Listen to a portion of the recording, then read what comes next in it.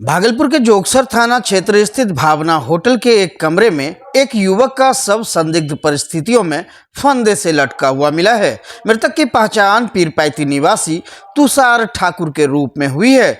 जानकारी के अनुसार तुषार रविवार शाम अपने घर से निकला था, लेकिन देर रात तक वापस घर नहीं लौटा। परिजनों ने उसकी तलाश शुरू की और पीरपैती थाना को सूचना दी। शुरुआती जांच के बाद थाने ने कुछ देर प्रतीक्षा करने की सलाह दी, लेकिन जब परिजनों ने मोबाइल लोकेशन ट्रैक किया तो लोकेशन भावना होटल का निकला। परिजन जब होटल पहुंचे तो रजिस्टर में युवक की एंट्री सोमवार दोपहर 2 बजे की पाई गई। होटल स्टाफ के साथ जब वे कमरा नंबर 101 पहुंचे तो दरवाजा अंदर से बंद था।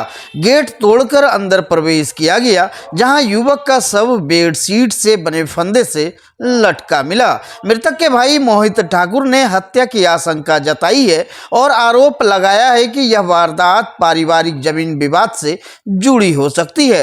परिजनों ने यह भी कहा कि घटना वाले दौर का सीसीटीवी कैमरा बंद था, जिससे संदेह और गहरा गया है। वहीं घटना की सूचना मिलते ही सिटी डीएसपी अजय कुमार चौधरी मौके पर पहुंचे। उन्होंने बताया कि प्रथम दृष्टया मामला आत्महत्या का प्रतीत होता है, लेकिन मृतक के हाथों पर चोट के निशान पाए गए हैं, जिससे मामला संदिग्ध हो गया है। वहीं मामले की गंभीरता को देखते हुए एफएसएल की टीम को जांच के लिए बुलाया गया है और पुलिस हर एंगल से जांच में जुटी हुई है। आज कल से ही मेरा भाई सर 12-1 बजे से लापता था सर। उसको लगातार कॉल कर रहे हैं, फोन स्विच ऑफ। लोकल में ढूंढे, पीरपैती मेरा घर हुआ सुंदरपुर, वहाँ पीरपैती थाना गए, वहाँ बोला कि अरे करता है ऐसा बच्चा आ जाएगा वहाँ। जबकि हम बताए भी मेरे पिता का मृत्यु हुआ है 24 फरवरी 2025 को।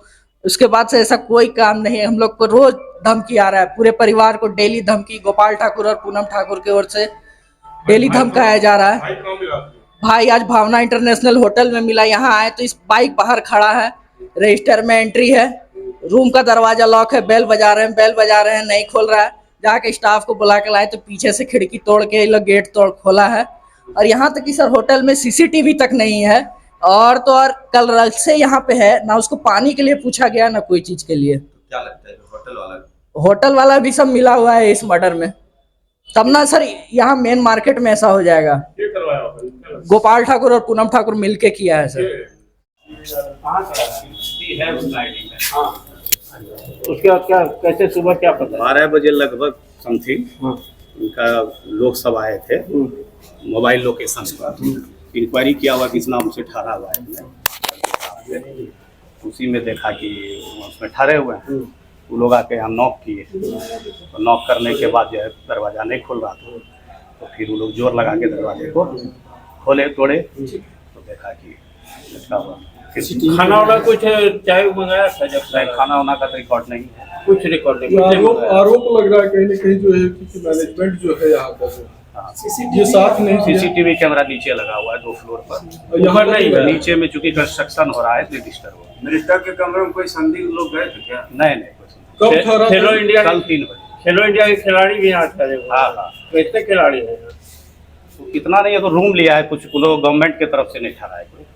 ये भावना इंटरनेशनल होटल है, फर्स्ट फ्लोर पे कमरा संख्या 101 में सूचना मिली कि एक व्यक्ति का शव लटका हुआ है पंखे से। इस सूचना पे पुलिस आके अपना शिनाख्त की है, एफएसएल को भी सूचना दी गई है। मैं भी यहाँ पीओ विजिट किया है, देख रहा हूँ यहाँ पे कि उनका शव लटका हुआ है और हाथ पे भी कुछ निशान वगैरह है और एक नोट भी दिख रहा है वहाँ पे। तो एफएसएल के आने के बाद हम सारी चीज़ों को एक बार सबकी जांच होगी और ये पदाधिकारी भी आ रहे हैं और एफएसएल के आने के बाद ही सारा चीज़ उनके द्वारा जो भी कुछ जांच के क्रम में बताया जाएगा, तो फिर इस पे स्पष्टता से बताना संभव है। क्या लगता है सर प्रथम दृष्टया जो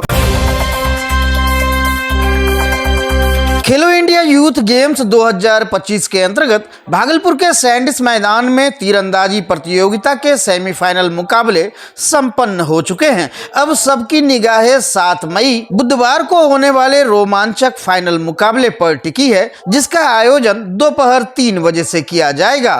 फाइनल में रिकर्व मिक्स टीम स्पर्धा में महाराष्ट्र के दयानिश चिनाले और सरवरी सोमनाथ सिंधे 1318 अंकों के साथ शीर्ष पर है। वहीं कंपाउंड मिक्स टीम में महाराष्ट्र के ही मानव गणेश राव जाधव और तेजल राजेंद्र सालवे 1410 अंकों के साथ पहले स्थान पर बने हुए हैं। सैंडिस मैदान में 70 मीटर रिकर्व और 50 मीटर कंपाउंड तीरंदाजी के सिंगल और मिक्स टीम का फाइनल मुकाबले आयोजित किए जाएंगे। आयोजन स्थल आम दर्शकों के लिए भी खोला गया है। इच्छुक दर्शक आधार कार्ड के साथ मुख्य द्वार से प्रवेश कर सकते हैं। प्रतियोगिता के दौरान खिलाड़ियों का उत्साहवर्धन करने के लिए जिलाधिकारी डॉक्टर नवल किशोर चौधरी, वरीय पुलिस अधीक्षक हृदयकांत, सहायक समाहर्ता जतिन कुमार समेत कई जिला स्तरीय पदाधिकारी उपस्थित रहे। इसके अलावा प्रतियोगिता संचालन की जिम्मेदारी संभाल रहे साई के competition manager Shri CR Kurmi और 3 वरिष्ठ ज्यूरी सदस्य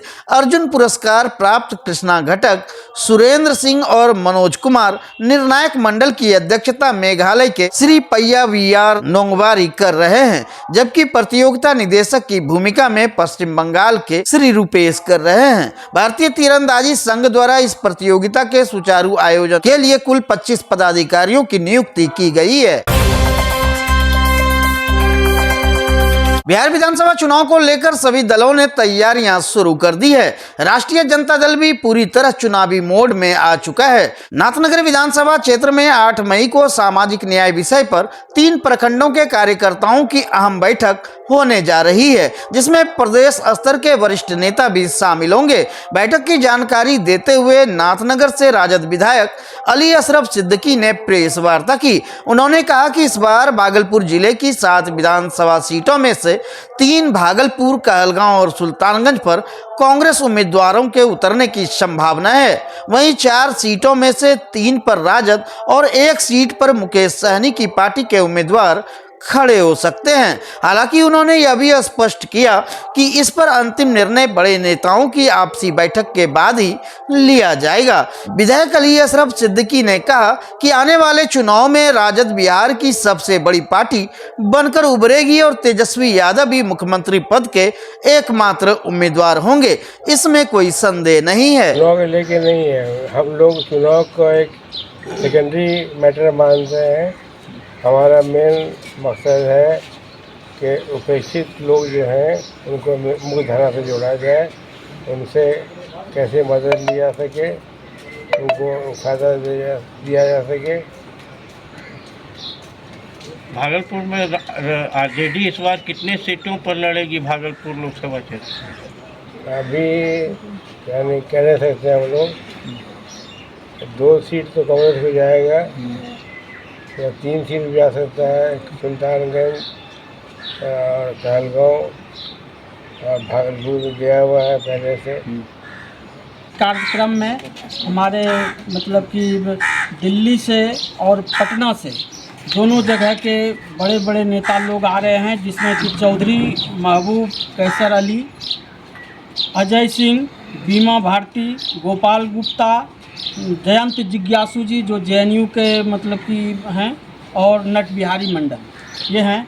और यह कार्यक्रम जगदीशपुर प्रखंड के बैजानी में, ये जो भागलपुर और बौसी मतलब कि हमारा मार्ग है, ये उसके बगल में युवराज होटल है, युवराज ढाबा, उसी में 8 मई 2025 को होने को जा रहा है। 11 बजे से यह कार्यक्रम जो है प्रारंभ होगा। हमने पहले भी आपको बताया कि सामाजिक न्याय पर परिचर्चा होना है।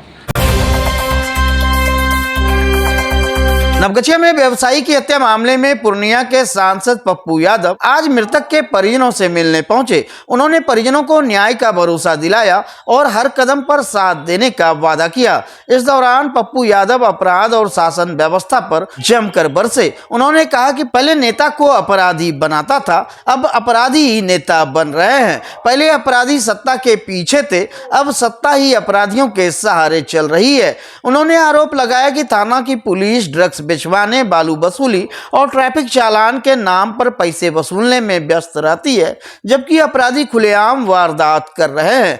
पप्पू यादव ने मांग की है कि माफियाओं और ठेकेदारों के हथियार लाइसेंस रद्द हो और सच्चे जनप्रतिनिधियों व व्यापारियों को लाइसेंस मिले। साथ ही हत्या मामले में स्पीडी ट्रायल चलाकर न्याय दिलाने की अपील की है।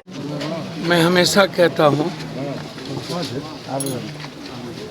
पहले अपराधी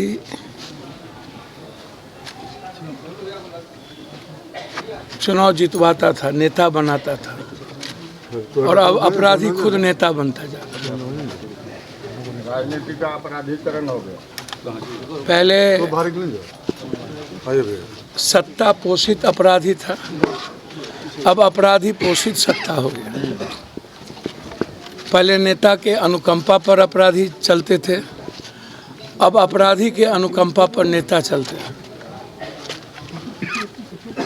पहले समाज अपराधी को स्वीकार नहीं करता था, अब समाज अपराधी को जाति के आधार पर पैदा करता है और उसको महामंडित करता है। तो जब समाज अपराधी को एक्सेप्ट कर ले और अपराधी का भी जात हो जाए, बलात्कारियों का भी जात हो जाए, और अपराध भी जात पूछ करके पता चले कि हत्या किस जात ने किया, किस जात का हुआ, सबसे पहले लोग यही पूछते हैं। भागलपुर नगर निगम की लापरवाही एक बार फिर सवालों के घेरे में है। शहर में इन दिनों बड़े नालों की उड़ाई का काम तेजी से चल रहा है, लेकिन इस काम में लगे सफाई कर्मियों की सुरक्षा को लेकर गंभीर अनदेखी की जा रही है। हैरानी की बात यह है कि नाले में उतरने वाले सफाई कर्मियों को ना तो हेलमेट दिए गए हैं, ना दस्ताने और ना ही सुरक्षा किट। ये सभी कर्मचारी जान हथेली पर रखकर बगैर किसी सुरक्षा उपकरण के गहरे और खतरनाक नालों में उतर रहे हैं। सफाई कर्मचारी संघ के अध्यक्ष ने इस पर गहरी चिंता जताई है। उनका कहना है कि यदि नाले की सफाई के दौरान किसी के ऊपर ढक्कन या भारी वस्तु गिर गई तो जान माल का बड़ा नुकसान हो सकता है। बिना हेलमेट और अन्य सुरक्षा उपकरणों के नालों में उतरना सीधे तौर पर जानलेवा जोखिम है। अब सवाल यह उठता है कि क्या नगर निगम किसी बड़ी दुर्घटना का इंतजार कर रहा है? क्या सफाई कर्मियों की जान इतनी सस्ती है कि उन्हें बगैर सुरक्षा उपायों के इस तरह खतरनाक काम पर लगाया जा रहा है? साफ सफाई जरूरी है, लेकिन उससे भी ज्यादा जरूरी है उन लोगों की सुरक्षा जो दिन रात इस शहर को साफ रखने में लगे हुए हैं। स्थानीय निगम जो गेंद जो खटा रहे हैं, हमारे कर्मचारी भाई जो खट रहे हैं, उनके साथ कोई व्यवस्था नहीं है। ये निगम के पास सारा उपलब्धि रहते हुए भी उनको व्यवस्था दे करके नाली में नहीं उतारा जा रहा। अब नाली में बताइए, कांच है, पार्ट डैमेज है, कास्ता डैमेज है, दोनों साइड के दीवार डैमेज। अगर यदि वो नीचे जा रहे हैं, कोई व्यवस्था ही नहीं, न किट वगैरह, न जूता है, न हाथ में ग्लव्स है, और नाली में उतार दिया जा रहा है।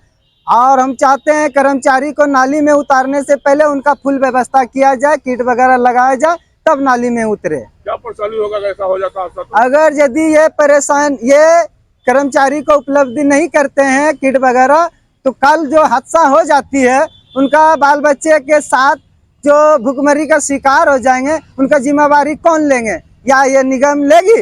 निगम लेगा। ये निगम ले सकती है। अगर ले सकती है तो हमारे सफाई मजदूरों के साथ में ऐसा एक लिखित रूप से जो है कर्मचारी के साथ में पेश आए और वो नाली में उतारने का। राजेश्वरी।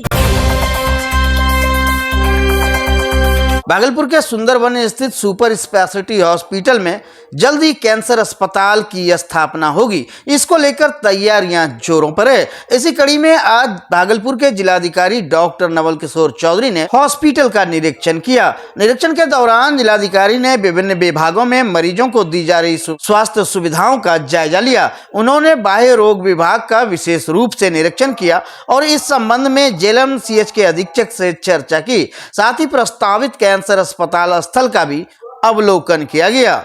जिला प्रशासन का उद्देश्य है कि आधुनिक सुविधाओं से युक्त यह कैंसर अस्पताल शीघ्र निर्माणाधीन हो और क्षेत्र के लोगों को समुचित इलाज मिल सके।